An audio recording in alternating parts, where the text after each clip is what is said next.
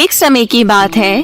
भोपाल के एक शहर में संगीता अपने पति रोमल के साथ रहा करती थी।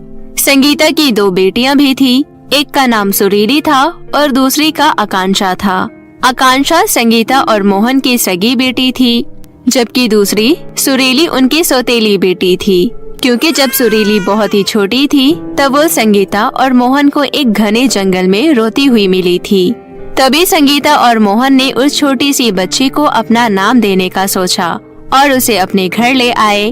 तब से ही संगीता सुरीली और आकांक्षा को एक बराबर सम्मान देकर पाल रही थी। संगीता कभी भी आकांक्षा और सुरीली में कोई भी भेदभाव नहीं करती थी। वो उन दोनों को ही समान प्यार करती थी। लेकिन आकांक्षा को ये बात बिल्कुल भी अच्छी नहीं लगती थी कि उसकी माँ संगीता सुरीली को भी उसके जितना ही प्यार करती है। आकांक्षा हमेशा सुरीली से जलती ही रहती थी, जबकि दूसरी ओर सुरीली का स्वभाव अपने नाम की ही तरह मधुर और कोमल था। वो हर किसी से प्यार से ही बात किया करती थी। यहाँ तक कि आकांक्षा के इतने नफरत करने के बाद भी सुरीली उसे अपनी बहन मानकर माफ कर दिया करती थी। धीरे धीरे समय ऐसे ही बीतता है। जहाँ आकांक्षा को पार्टियां करना, अपने दोस्तों के साथ बाहर घूमना, पिकनिक पर जाना अच्छा लगता था, वहीं दूसरी ओर सुरीली नई नई तरह की हुनर सीखती रहती थी। और इन्हीं हुनरों में से उसने एक हुनर सीखा था, वो था लिपस्टिक बनाने का। उसने लिपस्टिक बनाना इंटरनेट से देखा था और फिर धीरे धीरे उसे कई तरह की लिपस्टिक बनानी आ गई थी। समय ऐसे ही बीतता है। एक दिन अचानक मोहन जब घर लौट रहा होता है तो एक ट्रक से उसकी टक्कर हो जाती है और घटना स्थल पर ही उसकी मृत्यु हो जाती है। इस घटना से संगीता और उसका परिवार पूरी तरह टूट जाता है।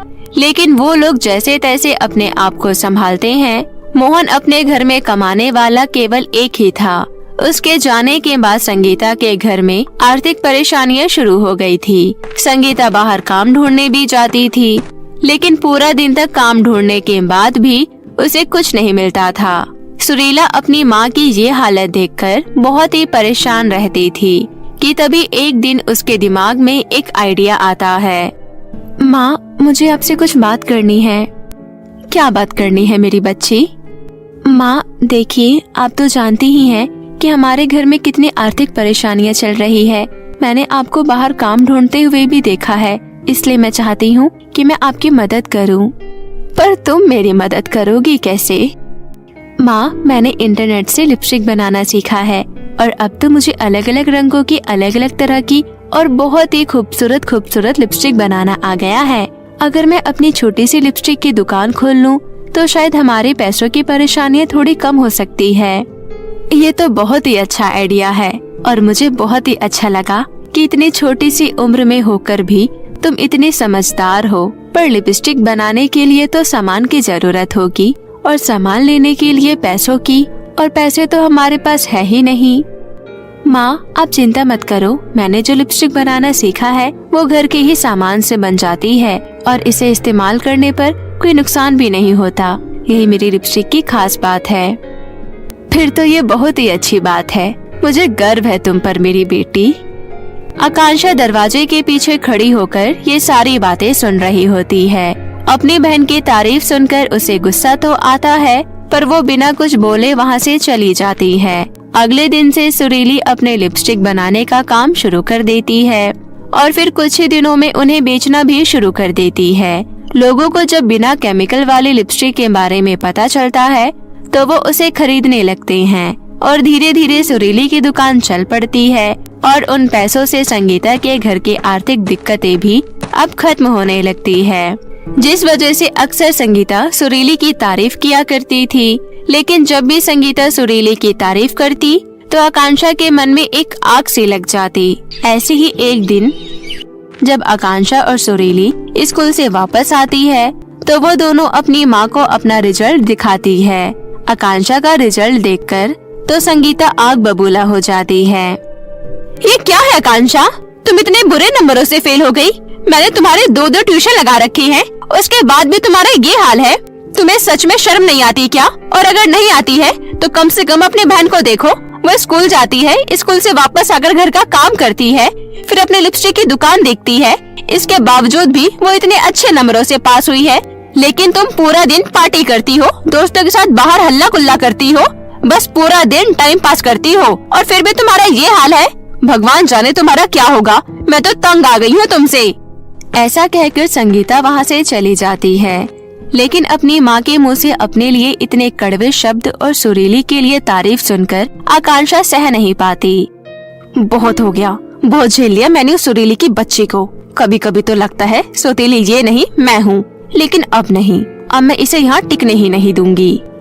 ऐसा कहकर आकांक्षा पहाड़ी के पीछे वाले एक गुफा में जाती है, जहाँ मोना नाम की एक चुड़ैल रहा करती थी। आकांक्षा वहाँ जाती है और उस चुड़ैल को सारी बात बताती है और ये भी बताती है कि उसे अपनी सौतेली बहन से बदला लेना है। इसके बाद चुड़ैल कहती है, ठीक है, तुम्हारी मदद करने के लिए मेरे पास एक उपाय है, लेकिन वो फ्री में नहीं है। तुम्हें मुझे उसके बदले 5,000 रुपए देने होंगे। आकांक्षा सुरीली की अलमारी में से 5,000 रुपए चुराकर चुड़ैल के पास ले आती है, जिसके बाद चुड़ैल उसे एक लिपस्टिक देते हुए कहती है, ये लो, ये एक जादुई लिपस्टिक है। अगर तुम किसी तरह इस लिपस्टिक को अपनी बहन के होठों पर लगा दो तो वो पूरे 24 घंटे के लिए सिर्फ तुम्हारी ही बात मानेगी। चुड़ैल के मुंह से ये सब सुनकर तो मानो आकांक्षा खुशी के बादलों पर सवार हो जाती है और फिर फटाफट से वो लिपस्टिक लाकर सुरीली को दे देती है। सुरीली मासूम थी, वो आकांक्षा के छल को समझ नहीं पाती और उस लिपस्टिक को लगा लेती है, जिसके बाद आकांक्षा सुरीली से कहती है, सुरीली जाओ और जाकर माँ के साथ बदतमीजी करो और उनसे घर का सारा काम करवाओ। लिपस्टिक अपना असर करती है और सुरीली संगीता के पास जाती है और उसका हाथ मोड़ते हुए कहती है, ए बुढ़िया, जल्दी से जाकर पूरे घर का काम कर, और हाँ, पूरे घर का काम करने के बाद मेरे लिए टेस्टी सी वेज बिरयानी बना कर ला, समझी? और अगर 1 मिनट की भी देरी हुई तो मुझसे बुरा कोई नहीं होगा। सुरीली, ये क्या हो गया है तुम्हें? क्या कह रही हो तुम? ए बुढ़िया, तुझे जितना कहा है उतना कर, समझी? संगीता को समझ नहीं आता कि आखिर सुरीली ये सब कर क्यों रही है, लेकिन वो उसके बताए अनुसार घर का सारा काम करती है और उसके लिए वेज बिरयानी बनाकर लाती है। लेकिन तभी वो देखती है कि सुरीली अपनी बनाई हुई लिपस्टिक में आग लगा रही है। ये देखकर संगीता चिल्लाते हुए कहती है, ये तुम क्या कर रही हो सुरीली? तुमने ये सारी लिपस्टिक इतनी मेहनत से बनाई थी और अब तुम इन्हें जला रही हो। लिपस्टिक मैंने बनाई थी, मैं इसे जलाऊं, दान में दूं या जो भी करूं, ये मेरी मर्जी है, समझी? अब अगर तूने ज्यादा बकर बकर की ना तो चोटी पकड़कर तुझे भी इस घर से बाहर निकाल दूंगी। सुरीली की ये बात सुनकर तो मानो संगीता को एक बहुत बड़ा धक्का लगता है। वो दिन ऐसे ही बीत जाता है, लेकिन यहाँ आकांक्षा अपनी माँ संगीता के कान भरने लगती है। देखो ना माँ, मैंने कहा था ना, अपना खून अपना होता है और पराया पराया। आज आपने देख लिया इस सुरीली की बच्ची ने किस तरह से बर्ताव किया आपसे। ऐसे तो कोई दुश्मन भी ना करे। नहीं, पक्का कुछ न कुछ हुआ है, वरना सुरीली ऐसा बर्ताव कभी नहीं करती। माँ, आप इतनी भोली हो इसलिए आपको ऐसा लग रहा है। ये सुरीली तो बस अपने असली रंग दिखा रही है। सुरीली का व्यवहार और आकांक्षा की बातें सुनकर संगीता को भी विश्वास हो जाता है कि सुरीली सच में बहुत दुष्ट है। इसलिए वो अगले दिन सुरीली के कमरे में जाती है और उसे हाथ पकड़कर घर से बाहर निकालते हुए कहती है, आज के बाद यहाँ वापस कदम रखने की हिम्मत मत करना। ऐसा कहकर संगीता सुरीली के मुंह पर दरवाजा बंद कर लेती है, लेकिन यहाँ सुरीली को समझ ही नहीं आता कि हुआ क्या है, क्योंकि अब लिपस्टिक का असर खत्म हो चुका था। इसलिए उसे याद ही नहीं था कि आखिर उसने किया क्या है। बेचारी सुरीली बहुत देर तक दरवाजा बजाती है, लेकिन उसकी माँ ध्यान नहीं देती, जिसके बाद सुरीली वहाँ से चली जाती है और चलते चलते एक जंगल में पहुँच जाती है और वहाँ बैठकर रोते हुए कहती है, आखिर मैंने ऐसा क्या कर दिया जो माँ ने मुझे घर से बाहर निकाल दिया। हे भगवान, तू मेरे साथ ये सब क्या कर रहा है? सुरीली ये कह ही रही होती है कि तभी वहाँ पर एक प्यारी सी परी प्रकट होती है और सुरीली से कहती है, सुरीली, जो भी हुआ उसमें तुम्हारी कोई गलती नहीं है, गलती है तो तुम्हारी बहन की। मैं कुछ समझी नहीं। इसके बाद परी अपनी जादुई छड़ी से एक लिपस्टिक प्रकट करती है और उसे सुरीली को देते हुए कहती है, सुरीली, ये जादुई लिपस्टिक है, इसे तुम अपने होठों पर लगा लो। इसे लगाते ही तुम्हें सारी सच्चाई अपनी आँखों के सामने दिख जाएगी। ऐसा कहते ही वो परी वहाँ से गायब हो जाती है और सुरीली उस लिपस्टिक को लगाती है। लिपस्टिक को लगाते ही उसे सारी सच्चाई का पता चल जाता है, जिसके बाद वो अपने घर वापस आती है और आकांक्षा को देखकर कहती है, आकांक्षा, मैं जानती थी तुम मुझसे नफरत करती हो, लेकिन इस हद तक करती हो कि तुम मुझसे ऐसा काम करवाओगी, मैंने कभी सोचा भी नहीं था। ये तुम क्या बकवास कर रही हो और तुम यहाँ वापस क्यों आई? इसके बाद सुरीली संगीता के होठों पर भी वो लिपस्टिक लगा देती है। उस लिपस्टिक के लगते ही संगीता को भी सारी सच्चाई अपनी आंखों के सामने दिख जाती है, जिसके बाद वो आकांक्षा को एक जोरदार चांटा मारती है और कहती है, हे भगवान, मैंने ऐसे कौन से पाप किए थे जो तूने मुझे ऐसी संतान दी? इससे अच्छा तो तू मेरे कोख से सुरीली को ही जन्म देता। मेरी बेटी ना होकर भी इसने हमेशा मेरा सम्मान किया और यही दूसरी और ये मेरी बेटी है। मुझे तो तुझे अपनी बेटी कहते हुए भी शर्म आ रही है। अब तू यहाँ नहीं रह सकती, निकल जा मेरे घर से। ऐसा कहकर संगीता आकांक्षा को अपने घर से बाहर निकाल ही रही होती है कि तभी सुरीली कहती है, माँ, आकांक्षा को माफ कर दो। हाँ, मैं जानती हूँ उससे गलती हुई है, पर गलती तो हर किसी से होती है, लेकिन हमें गलती को सुधारने का एक मौका तो देना चाहिए ना।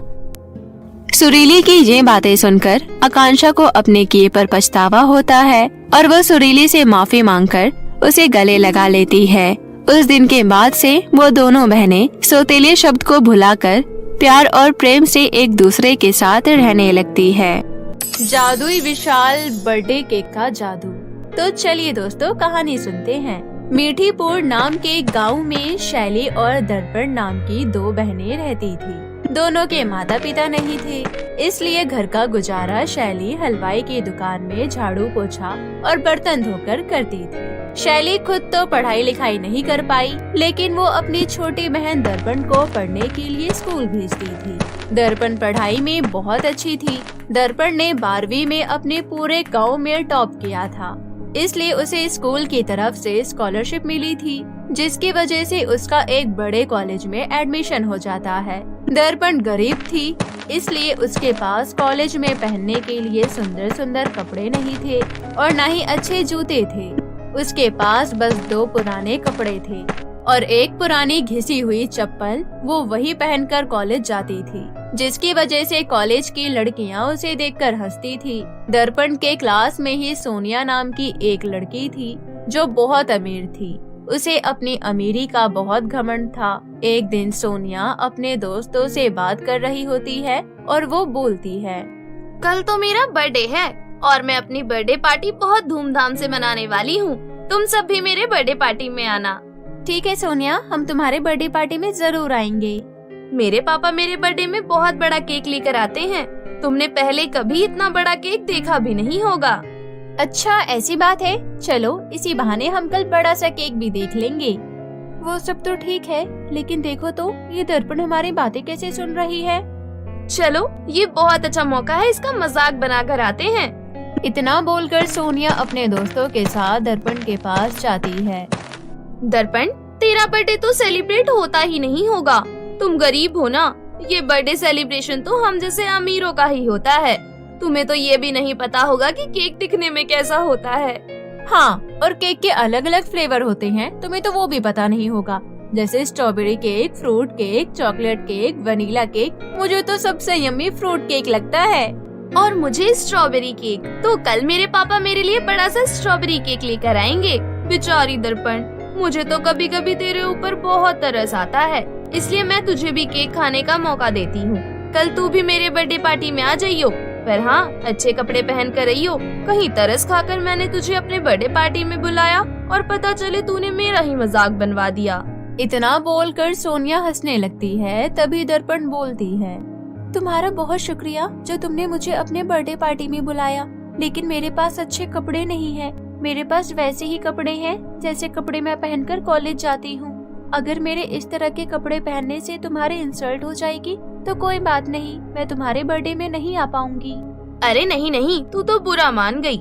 वैसे भी तेरी बहन तो दुकान में झाड़ू पोछा करती है, तो तू भी मेरे घर आ जाइयो। मैं सबको बोल दूंगी कि तू मेरे घर की नौकरानी है। इस तरह तू मेरे बर्थडे का केक भी खा लेगी और कोई तेरा मजाक भी नहीं बनाएगा। मेरा दिल बहुत बड़ा है, इसलिए मैं तुझे एक मौका दे रही हूँ यमी केक खाने का। कोई जरूरत नहीं है, मुझे तुम्हारे बर्थडे का यम्मी केक नहीं खाना है। अपना यम्मी केक अपने पास ही रखो। सोनिया की बातें सुनकर दर्पण को बहुत गुस्सा आता है और वो अपने घर चली जाती है। इसी तरह कुछ दिन बीत जाते हैं। तभी दर्पण का जन्मदिन आ जाता है और वो रोते हुए शैली को कहती है, दीदी आज मैं 19 साल की हो गई हूँ और अभी तक मेरा बर्थडे कभी सेलिब्रेट नहीं किया गया है। आप मेरा बर्थडे सेलिब्रेट क्यों नहीं करती हो? मेरा भी मन करता है कि मेरे बर्थडे के लिए केक आए और सब मेरे लिए गिफ्ट लेकर आए। कॉलेज की लड़कियां भी मेरा बहुत मजाक बनाती है। मेरी प्यारी बहन, मेरा भी मन करता है कि मैं तेरा जन्मदिन मनाऊं, लेकिन क्या करूं? मेरी कमाई बहुत कम है। इतने कम पैसों में मैं तुम्हारी पढ़ाई देखती हूँ और घर का खर्चा चलाती हूँ। बाकी इससे ज्यादा हो पाना मुश्किल है। जब से माँ पिताजी का देहांत हुआ है, तब से मैं अकेली तुम्हें पाल रही हूँ। मेरी कमाई इतनी कम है कि कभी भी मैं पैसे जमा नहीं कर पाई। मुझे माफ कर दे। शैली की बातें सुन दर्पण अपनी जिद छोड़ देती है। नहीं दीदी, आप माफी मत मांगो, मेरी गलती है। मेरे लिए और मेरी पढ़ाई के लिए आप पहले से ही इतनी मेहनत करती हो और आज मैंने आपको अपना जन्मदिन मनाने के लिए कह दिया। अब मुझे अपना जन्मदिन नहीं मनाना है। अगले दिन शैली की तबीयत खराब हो जाती है। शैली लेटी हुई थी, तभी दर्पण उसके पास जाती है और बोलती है, क्या हुआ दीदी? पता नहीं दर्पण, लेकिन मेरी तबीयत कुछ ठीक नहीं लग रही है। कोई बात नहीं दीदी, आप आराम करो, मैं घर के सारे काम कर लूंगी। वो सब तो ठीक है, लेकिन आज पड़ोस में रहने वाली आंटी की बेटी का जन्मदिन है। मैं तो जा नहीं पाऊंगी, लेकिन तू टाइम से चली जाइयो। ठीक है दीदी, मैं चली जाऊंगी, आप आराम करो। उसके बाद दर्पण घर के कामों में लग जाती है। शाम होने के बाद दर्पण पड़ोस में रहने वाली आंटी की बेटी के जन्मदिन में जाती है। पड़ोस में रहने वाली आंटी की बेटी काजल बहुत घमंडी थी। वो दर्पण को देखकर बोलती है, अरे आ गई नौकरानी की बहन, लगता है हमारे घर के बर्तन धोने आई है। जा घर के काम कर, थोड़ा सा केक बच जाएगा तो तुझे दे दूंगी। नहीं काजल, आंटी ने मेरी बहन को बुलाया था, लेकिन उसकी तबीयत ठीक नहीं है, इसलिए उसके बदले मैं आई हूँ। वैसे मुझे तुम्हारा बचा कुचा केक खाने में कोई इंटरेस्ट नहीं है। मैं तो यहाँ बस अपनी बहन के कहने पर आई हूँ। ज्यादा जवान मत चला और चुपचाप कोने में खड़ी रह। उसके बाद काजल की बर्थडे पार्टी शुरू हो जाती है। दर्पण उदास मन से केक की तरफ देखती रहती है। थोड़ी देर बाद बर्थडे पार्टी खत्म हो जाती है और दर्पण अपने घर आने लगती है, लेकिन दर्पण अपने घर न जाकर बीच रास्ते से ही पार्क चली जाती है। पार्क में दर्पण एक बेंच पर बैठ जाती है और रोते हुए बोलती है, काजल का बर्थडे केक दिखने में कितना स्वादिष्ट लग रहा था। मैंने तो कभी केक नहीं खाया है। कल मेरा बर्थडे था, लेकिन मेरी ऐसी किस्मत कहाँ जो मेरा बर्थडे सेलिब्रेट हो। लेकिन कल तो दीदी का जन्मदिन है, पर क्या कर सकते हैं, उनका बर्थडे भी सेलिब्रेट नहीं हो पाएगा। हम लोग इतने गरीब क्यों हैं? मुझे अपनी ये गरीबी बहुत खलती है। हम गरीबी की वजह से अपने कोई शौक पूरे नहीं कर पाते हैं। दर्पण रो रही थी, तभी वहाँ पर एक परी आ जाती है और बोलती है, क्या हुआ लड़की, क्यों रो रही हो? परी, मुझे केक खाना है। मैंने कभी केक नहीं खाया है। कल मेरी बहन का जन्मदिन है। मैं चाहती हूँ कि उनका बर्थडे सेलिब्रेट हो, लेकिन हम लोग बहुत गरीब हैं। बस इतनी सी बात और इसके लिए तुम इतना रो रही थी? हम गरीब के लिए ये इतनी सी बात नहीं है। हमारे लिए तो केक खाना एक सपने जैसा है। कोई बात नहीं, क्योंकि अब तुम्हारा ये सपना पूरा होने वाला है। लेकिन कैसे? कल तुम्हारी बहन का जन्मदिन है ना, उसके लिए कल मैं तुम्हें एक विशाल जादुई बर्थडे केक दूंगी। कल तुम्हारी बहन का बर्थडे बहुत धूमधाम से सेलिब्रेट होगा। तुम्हें जिसे बुलाना होगा बुला लेना। और हाँ, वो जादुई विशाल बर्थडे केक से तुम जितने चाहो केक मांग सकती हो। अरे वाह, सच में अब तो मेरा सपना पूरा होने जा रहा है। आपका बहुत शुक्रिया। तुम अभी घर जाओ। दर्पण घर चली जाती है और अपनी बहन को परी के बारे में बताती है। अगले दिन दर्पण कॉलेज जाती है और सोनिया से कहती है, आज मेरी बड़ी बहन का जन्मदिन है। उनका बर्थडे बहुत धूमधाम से सेलिब्रेट किया जा रहा है। मैं चाहती हूँ कि तुम अपने कुछ सहेलियों के साथ मेरी बड़ी बहन के बर्थडे पार्टी में जरूर आना। तू क्या चाहती है? हम वहाँ आकर बर्थडे पार्टी में सूखी रोटी खाएं? नहीं, हम तो नहीं आएंगे तेरे घर। तुझ गरीब के घर जाकर हमारी ही इंसल्ट होगी। नहीं सोनिया, मैं तुम्हें बर्थडे पार्टी में सूखी रोटी नहीं खिलाऊंगी। मैं तुम्हें बहुत यम्मी केक खिलाऊंगी। आज शाम को आ जाना, फिर देखना कितना बड़ा केक होगा। इतना बोलकर दर्पण घर आ जाती है और थोड़ी देर बाद काजल के घर जाती है। काजल, आज शैली दीदी का जन्मदिन है, इसलिए तुम जरूर आना। क्यों, हम क्या करेंगे गरीब के बर्थडे पार्टी में आकर? नहीं काजल, मैं तुम्हें बहुत यम्मी केक खिलाऊंगी। तुम्हें जितना केक खाना होगा जी भर के खाना। इतना बोलकर दर्पण अपने घर चली जाती है। थोड़ी देर बाद परी आती है और बड़ा सा बर्थडे केक दर्पण के घर के अंदर रखकर चली जाती है। शाम हो जाती है और सभी लड़कियां दर्पण के घर आती है। इतना बड़ा केक देखकर सभी लड़कियां हैरान रह जाती है। सच में ये तो बहुत बड़ा केक है। भला असल जिंदगी में इतना बड़ा केक कैसे हो सकता है? हाँ, और मुझे तो ये समझ नहीं आ रहा, इतना बड़ा केक खरीदने के लिए इसके पास पैसे कहाँ से आए? मैं इस गरीब की बर्थडे पार्टी इतनी आसानी से सेलिब्रेट होने नहीं दे सकती।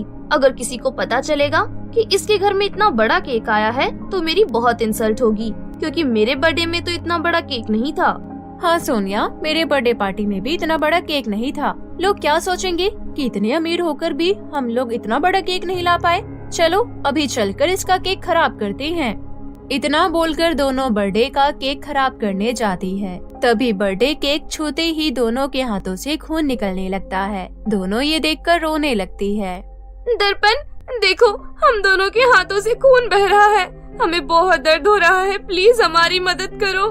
सोनिया और काजल, तुम दोनों इस केक को खराब करना चाहती थी। तुम्हें क्या लगा ये मामूली केक है? ये तो मुझे परी ने जादुई विशाल केक दिया है। तुम दोनों की चोट तब तक ठीक नहीं होगी जब तक तुम दोनों मेरे से माफी नहीं मांगोगी। मेरे से गलती हो गई दर्पण, मुझे माफ कर दो। अब कभी तुम्हारी गरीबी का मजाक नहीं बनाऊंगी। हाँ दर्पण, मुझे भी माफ कर दो। अब हम कभी भी दोबारा ऐसी गलती नहीं करेंगे। दर्पण दोनों को माफ कर देती है। थोड़ी देर बाद दर्पण अपनी बहन का जन्मदिन मनाने लगती है। ये सब देखकर शैली के आंखों में खुशी के आंसू आ जाते हैं और वो कहती है, दर्पण, मैं तुम्हारा जन्मदिन नहीं मना पाई, लेकिन तुमने मेरा जन्मदिन मनाया। इतनी अच्छी छोटी बहन भगवान सबको दे। दीदी, माँ पापा के जाने के बाद आपने मुझे माँ की तरह प्यार दिया है। आपने खुद नहीं पढ़ा, लेकिन मेरी पढ़ाई लिखाई जारी रखी। उन सबके सामने तो ये कुछ भी नहीं है। उसके बाद दोनों एक दूसरे को गले लगा लेती है। इस तरह उस दिन से सब कुछ ठीक हो जाता है और सोनिया और काजल दर्पण को कभी तंग नहीं करती। उसके बाद दर्पण जादुई विशाल केक से बहुत सारे छोटे छोटे केक लेती है और एक बेकरी का दुकान खोल लेती है। उस दिन से कभी भी शैली को झाड़ू पोछा का काम करना नहीं पड़ता है और वो खुद की एक बड़ी सी बेकरी में केक बेचा करती थी। इस तरह हमेशा के लिए सब कुछ ठीक हो जाता है और दर्पण अपनी बहन के साथ हंसी खुशी जीवन व्यतीत करने लगती है। तो चलिए दोस्तों, कहानी देखते हैं। एक बूढ़ी औरत मंदिर की सीढ़ियों से गिरकर नीचे आ जाती है और घायल हो जाती है। उस औरत का बूढ़ा पति मदद के लिए गुहार करने लगता है। क्योंकि वो अपाहिज था और व्हील चेयर पर था, इसलिए वो अपनी घायल पत्नी की सहायता नहीं कर पा रहा था और अपनी बूढ़ी पत्नी की सहायता के लिए लोगों को आवाज लगा रहा था। अरे कोई तो मेरी मदद करो, कोई तो मेरी पत्नी को अस्पताल ले जाओ। मैं अपाहिज आदमी अपनी पत्नी की मदद नहीं कर पा रहा हूँ, कोई तो हमारी मदद करो। तभी वहाँ से गुजर रही कामना नाम की एक औरत वहाँ आती है और कहती है, बाबा आप चिंता मत कीजिए, मैं काकी को अस्पताल ले जाऊंगी, इन्हें कुछ नहीं होगा। शुक्रिया बेटा। हाँ दादाजी, दादी जी को कुछ नहीं होगा। इसके बाद कामना और मीनू मिलकर उस बूढ़ा आदमी और औरत को अस्पताल ले जाते हैं और उस बूढ़ी औरत को अस्पताल में भर्ती करवा देते हैं। डॉक्टर उस बूढ़ी औरत के इलाज के लिए लाखों रुपए खर्च करने होंगे के बारे में बताते हैं। आप पैसों की चिंता मत कीजिए, जितने भी पैसे लगेंगे मैं दे दूंगी। ऐसा कहकर कामना पैसों से भरा बैग डॉक्टर को दे देती है। ऑपरेशन स्टार्ट हो जाता है और वो डॉक्टर उस बूढ़ी औरत को बचा लेते हैं। मुबारक हो अम्मा जी, बिल्कुल ठीक हैं। ऑपरेशन सक्सेसफुल रहा। वैसे आप मुझे कुछ जानी पहचानी सी लग रही हैं। आप तो पहले भी इस हॉस्पिटल में आई थी ना, पर उस समय तो आपके पास बिल्कुल भी पैसे नहीं थे। फिर आपके पास इतने सारे पैसे कहाँ से आ गए कि आप इस बूढ़े व्यक्ति की मदद कर रही हैं? डॉक्टर साहब, भगवान के खेल निराले हैं। वो कब किसकी बिगड़ी बना दे ये कोई नहीं जानता। आज मेरे पास पैसे हैं तो मैं दोनों हाथ खोल के लोगों की मदद करती हूँ। तभी वो बूढ़ा आदमी कामना के पास आता है और कहता है, अरे बेटी, बहुत बहुत शुक्रिया। मैं तुम्हारा एहसान कैसे चुकाऊंगा, मुझे समझ नहीं आ रहा। अरे बाबा, ऐसा मत कहिए। आप मुझे बस अपनी बेटी समझिए और ये मेरा फर्ज था। मीनू बेटा, बाबा को खाना खिला दो, ये बहुत देर से भूखे हैं। अपनी माँ की बात सुनकर मीनू उस बूढ़े आदमी को खाना खिलाती है। आखिर डॉक्टर ऐसा क्यों कह रहा था कि एक समय पर कामना के पास बिल्कुल भी पैसे नहीं थे और आज वो दोनों हाथों से मदद कर रही है। आखिर इस आधी अधूरी सच के पीछे सच्चाई क्या है, इसे जानने के लिए हमें कहानी में थोड़ा पीछे जाना पड़ेगा। कामना जब 6 माह से ब्लड कैंसर से पीड़ित थी। कामना के पति की मृत्यु कुछ सालों पहले ही हो गई थी और उसकी 9 साल की बेटी मीनू कामना को ऐसी हालत में देखकर कई बार घबरा जाया करती थी। ब्लड कैंसर के कारण कई बार कामना को खून की उल्टियां हुआ करती थी। ऐसी ही एक दिन जब कामना अपने पल्लू को मुंह के आगे रखकर खांसने लगती है तो उसके मुंह से कुछ रक्त की बूंदें उसकी साड़ी पर आ जाती है। हे भगवान, बचा ले मुझे। ऐसी बीमारी देखकर मुझे मेरे बच्चे से दूर मत कर। अगर मैं नहीं रही तो मेरी बेटी को कौन संभालेगा?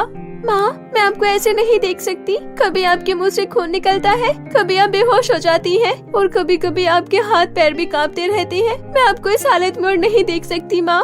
मैं जानती हूँ बेटा, पर ये बीमारी ऐसी है कि शायद मुझे एक दिन ले डूबेगी। माँ, ऐसा मत कहिए, मैं आपके बिना नहीं रह सकती माँ। मेरी इस बीमारी का इलाज होना मुश्किल है और अगर इलाज है भी तो उसमें लाखों पैसे लगते हैं और इतने पैसे हमारे पास नहीं है। ऐसा कहकर कामना फिर से खून की उल्टी करने लगती है, जिसके बाद मीनू अपनी माँ को अस्पताल लेकर जाती है और वहाँ खड़े डॉक्टर से कहती है, डॉक्टर अंकल, मेरी मम्मी को देखो ना, इनकी तबीयत बहुत खराब रहती है। इन्हें बार बार खून की उल्टियाँ आती है और चक्कर भी आते हैं। प्लीज इन्हें ठीक कर दो ना, मैं अपनी माँ के बिना नहीं रह सकती।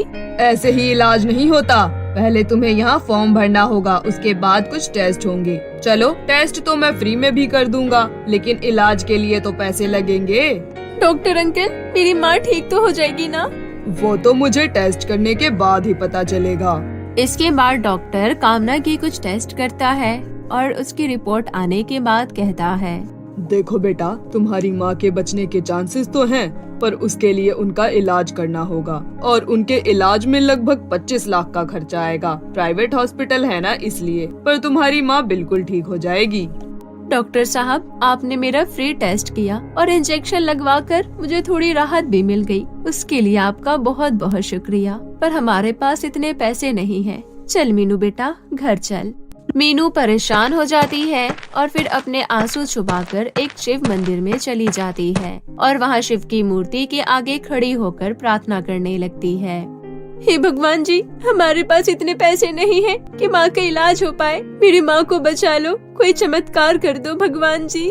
तभी उस मूर्ति में से शिव जी एक बूढ़े आदमी के रूप में प्रकट होते हैं और मीनू को देखकर कहते हैं, बेटा, आंखें खोलो, मेरे पास तुम्हारी समस्या का समाधान है। कैसा समाधान? मैं एक ऐसे रहस्य के बारे में जानता हूँ जिससे तुम्हारी माँ बिल्कुल ठीक हो सकती है। अच्छा, फिर तो मुझे जल्दी बता दीजिए, मुझे मेरी माँ को जल्दी से स्वस्थ करना है।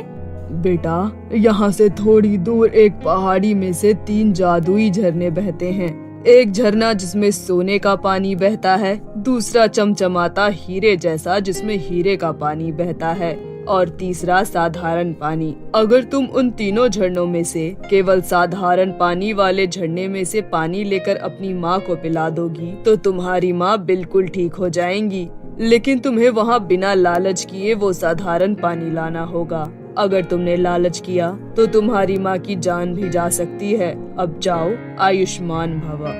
ठीक है, मैं ऐसा ही करूँगी। आपका बहुत बहुत धन्यवाद। इसके बाद मीनू अपनी माँ को घर पर बैठाकर उस पहाड़ी की ओर चल पड़ती है। चलते चलते वो थक जाती है, पर वो रुकती नहीं है और आखिरकार उन तीनों जादुई झरनों के पास पहुंच जाती है। वहां पहुंचकर सोने के जादुई झरने को देखकर मीनू सोचती है, अगर मैं इस सोने के जादुई झरने का पानी ले गई तो मैं इसे बेचकर अपनी माँ का अच्छे से इलाज करवा सकती हूँ। मीनू ये मन ही मन कह रही होती है कि तभी उसे उस बूढ़े व्यक्ति की बात याद आती है।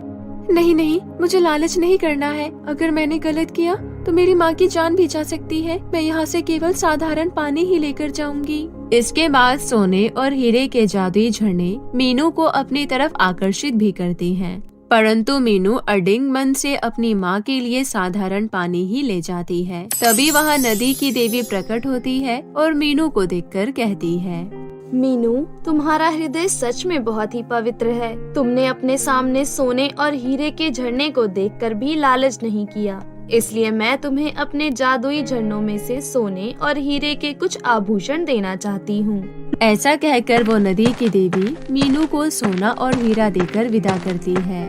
इसके बाद मीनू अपनी माँ को जाकर वो जादुई झरने का पानी पिला देती है। जैसे ही मीनू वो पानी अपनी माँ को पिलाती है, कामना बिल्कुल ठीक हो जाती है। यहाँ तक कि उसके चेहरे की झाइयाँ भी गायब हो जाती है।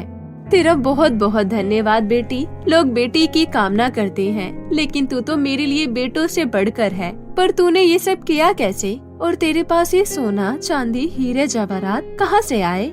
इसके बाद मीनू सारा घटनाक्रम अपनी माँ को बता देती है। बेटा, भगवान ने हमें एक बहुत ही बड़ा रहस्य दिया है, जिसे हम किसी को बताएंगे तो नहीं, पर उससे हम लोगों की मदद जरूर करेंगे। चल, हम चलकर मंदिर में लोगों की मदद करते हैं, उन्हें खाना बांटते हैं और फिर खुद खाना खाएंगे। ठीक है माँ।